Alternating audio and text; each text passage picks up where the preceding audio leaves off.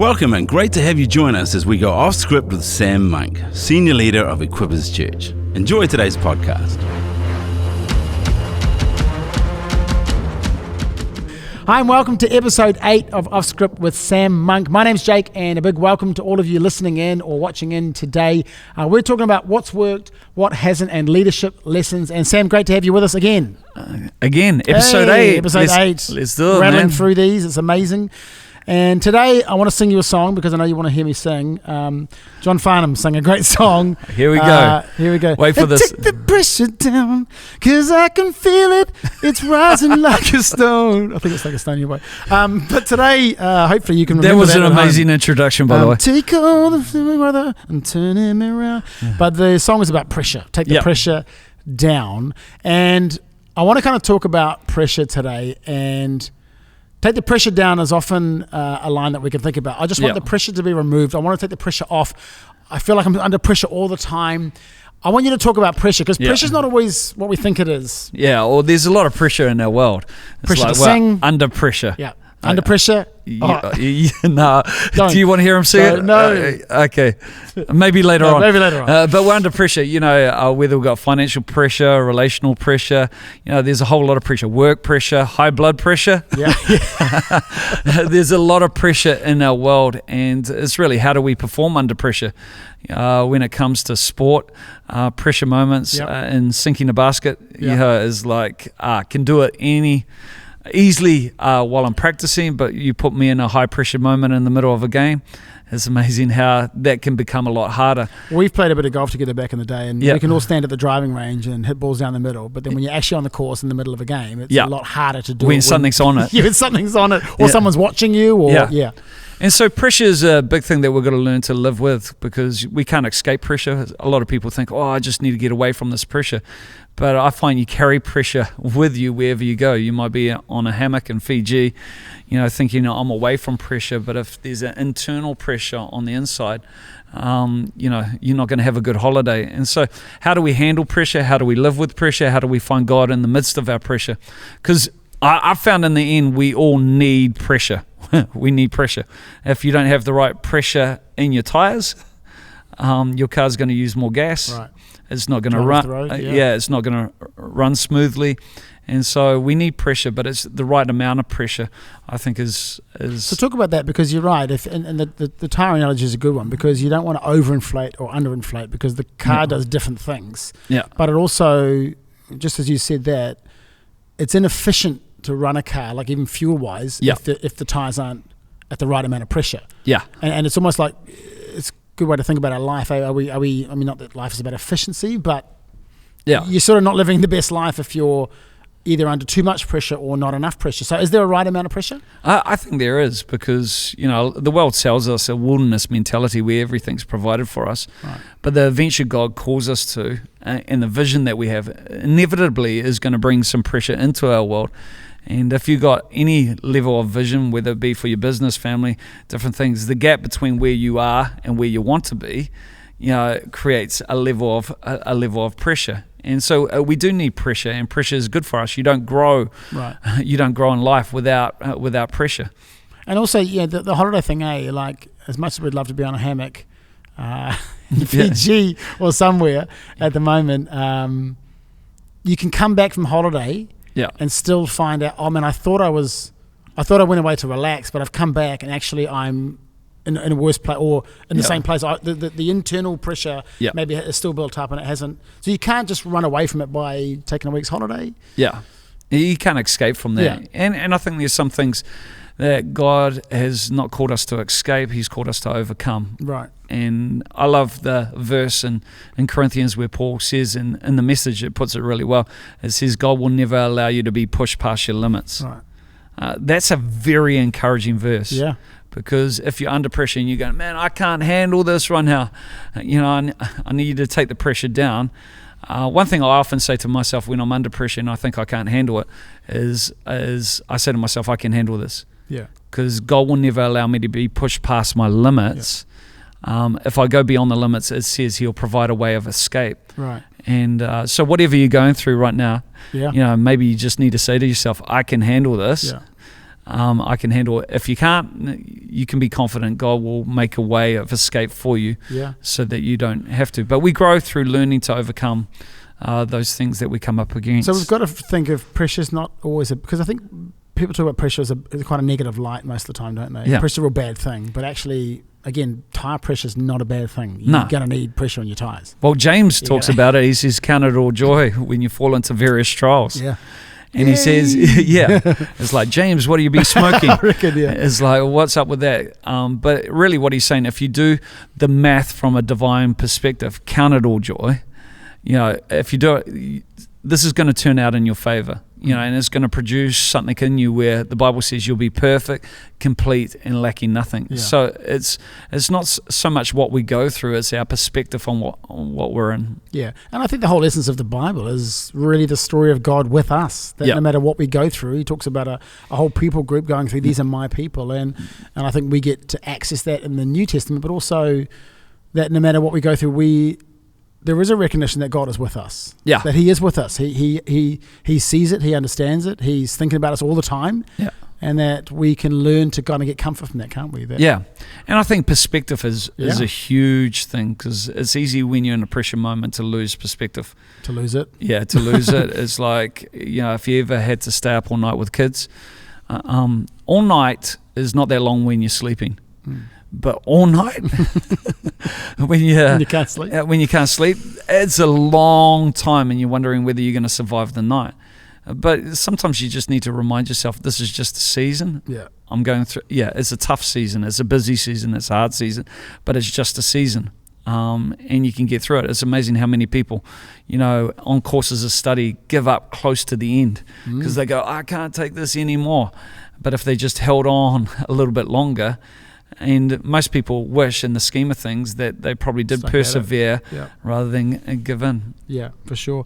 And I think also, we did talk about this, I think, on the previous podcast, or maybe a couple before, that actually it's really our response to things that's important, isn't it? Like pressure I think to say, if you're listening or watching this, to think that you're not going to come under pressure at some stage throughout your life, you're dreaming, really. Pressure's going to come, and pressure's not always a bad thing, but how we respond to pressure is probably the thing that we need to think about. What perspective we have on it. What perspective is a big one. And I like to think of that there's always somebody who's got it worse than we do. Or somebody, as I often say, there's somebody with us who's got less resource, maybe less a whole bunch of things, but is doing better than what we're doing. Or somebody's been dealt the same hand, and they've won with that hand. We're looking at that hand and going, I could never win with that, and we're almost ready to fold. But there's somebody else in the world who's been dealt the same hand or even a worse hand, and they've won with that hand because of their attitude or their perspective on it. And I think, that just brings God into the equation. It brings God into the middle of our situations. And that's where, even Paul, he's smoking the same thing James said, because he says in Romans chapter 5, I glory in tribulations. Who glories in tribulations? I still can't get my head around that sometimes. Wow. And he says, knowing what it produces perseverance, and perseverance produces character, and character produces hope. And it goes on and says, this hope won't disappoint. A lot of people have hope that does disappoint. Right. But it's because they haven't persevered. I can think of a few sports teams where my hope is there, and those sports teams definitely disappointed over the years. But talk about perseverance then. So we need perspective on things, but talk about perseverance. Because pressure does come and go. It ebbs and flows a bit, doesn't it, throughout our life? Yeah. And pressure comes, and there's moments where you just need to persevere. You need to hold on. I like the statement that you only need to endure to conquer. You think about that. You just need to hold on. And too often we do give up too easily. And perseverance produces character. And when you got character, you got hope. And so there's a lot more to hope than just a blind wish. Its foundation is got character. There's character and there's perseverance that are all the ingredients that bring about a hope that does not disappoint. And I think you've reminded me of another song, Sam. Often I sing the song, I'm still standing, but sometimes we've got to celebrate the fact that we're still here. We're still often even in church. you turned up today. That's awesome. Yeah. You know, you've come to Egypt today. You've come to teen night. You're still turning up to work even though it's a really tough time. You're still turning up to high school even though you're going through a whole bunch of stuff at home. Like, we've got to celebrate the fact that, you know, again, I've often heard you say across the years, we just need to outlast the enemy, outlast the evil one. And we're still here. We're still serving God. We're still loving Him. We're going through stuff, but that's significant, eh? Yeah, that is significant, because I think sometimes we're wanting the killer blow, the knockout punch, that we want the instant turnaround. But there's some things God's called us to outlast, rather than just knock out with a killer punch. You know, and it's the same. What our strength won't budge, our consistency will outlast. And we've got to outlast the attack of the enemy. And we've got God on our side, who strengthens us, who enables us. And that's where, you know, without God, let's face it, we would have folded a long time ago. That's for sure. And you know, we've got to be in this age. I think everybody's facing pressure, but our testimony is how we handle that pressure. And that's testimony to God being on our side. I read Paul, what he went through, and I'm going like, how did he endure all that? He must have had a depth, man, in him, you know, where he could draw from in those moments, and a confidence that was definitely centered on Christ. And I think that's where we're going to derive our confidence from as well. I mean, Paul, you know, talk about that promise, because Paul really carried a promise, didn't he? I mean, God was, he had a massive encounter. Again, the crazy thing about Paul is he did all the things that he did, but he had this encounter with Jesus. But again, he didn't hang out with Jesus like the disciples did. And yet he had the greatest revelation of who Jesus was, and he was able to kind of hold on to the promise of him. So talk about the promise, because that kind of helps us with some of the perseverance stuff, doesn't it, to continue to stick through. So you got to get a right perspective. You got perseverance, and promise is a big one, because you get that in your heart, and you understand that God's not a liar. He'll come good on that promise, and it's whether it's in our lifetime or the next generation. Hebrews 11 talks about the heroes of faith, and you know, some passed away not apprehending that promise in their lifetime, but you know, God will come good. And I think, you know, that's where we can walk with a confidence. And I like the writer of Hebrews says, don't throw away your confidence, because it has a great reward. And when we lose confidence, you know, confidence just in a sports game, if you go up to sink a putt or to take a shot, and in your head you're going, oh, what if I miss? What if I miss? You'll probably miss.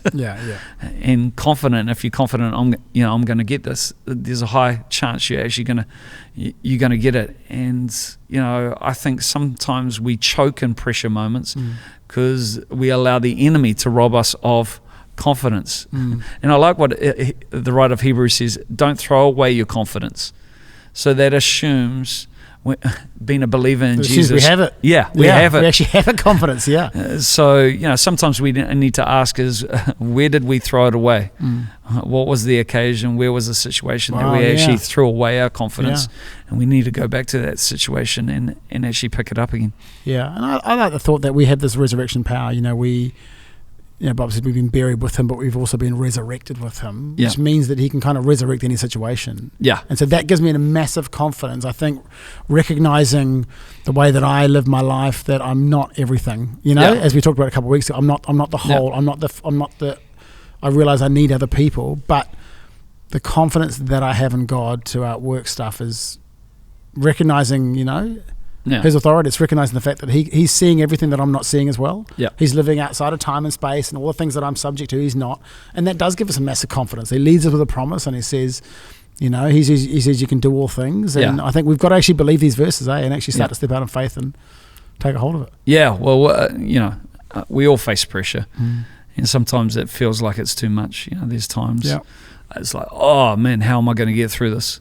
How am I going to? But is that trust in God? And one thing that stuck with me is something my mother said to me when I was young, where she said, take the pressure off yourself and put a demand on God. In the end, we are human. We have limitations, and we've got to sometimes take the pressure off ourselves, the pressure to perform. The pressure to, a lot of it's self-imposed pressure as well. And so we've got to take the pressure off ourselves and just put a demand on God and say, God, I can't do this. I need you. I need you to come through. I'm going to sleep. And I know you work while I sleep. Yeah. And, and that's where, that gives room for God to move in our lives. In fact, so many people's lives are so tight, so ordered, so organized, that if God wanted to move, there wouldn't be space for him to move. Yeah, true. Yeah.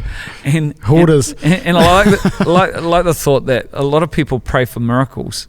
We want to see miracles. We all want to see God's miracle working power in our lives, but none of us want to be in a position where we actually need a miracle. Yeah. Yeah, true. Because, that means you need an answer. Yeah. And it's desperation to we want to see the miracle, but we don't want to be in that position. Yeah. But I think we've got to create space in our world where God can do his thing. Yeah. He can do the stuff that only he can do. Yeah.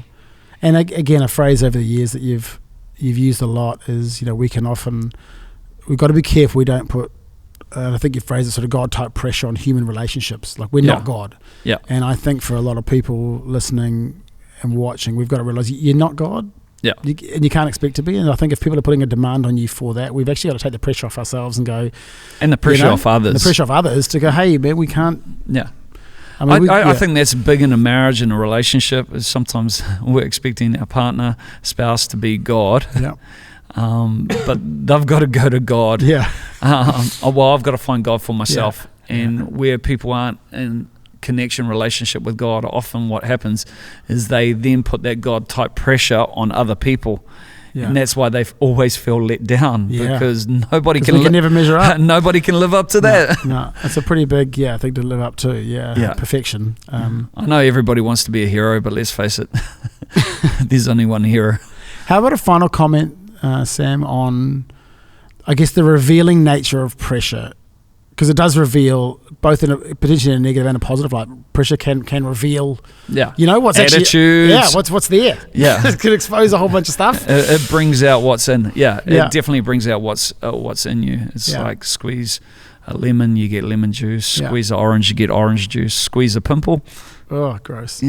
you get pus. Yeah, you get that. And one thing is, good and bad. We can take heart that we get to learn what's inside of us. Sometimes in an argument, I hear myself saying stuff and I'm going, really? Really? Am I that immature? Do I even believe that? and then I have to, go back and go, oh, that was in me. Yeah. And I have to say, God, I need your help in this space so that I actually grow. Yeah. But you don't know what's in you until you put in a moment. Yeah. And it's those reflex responses that actually identify what's in us. And that's why I like this off-script forum, because we're not programming, scripting as much as that. It's more about what's in here. And I think what has power is when something's integrated into your life, and when you put in a pressure moment, you can respond without having to script it or to give an answer. You can have a reflex response. Or that's a sports terminology as well. They train hard so that when they're in a game and there's that pressure moment, they can execute. They can execute in those moments, and I think a lot of people choke in those moments. We won't talk about teams that are choked over the years. I'm not going to mention that. They had it all there, had all the right roster.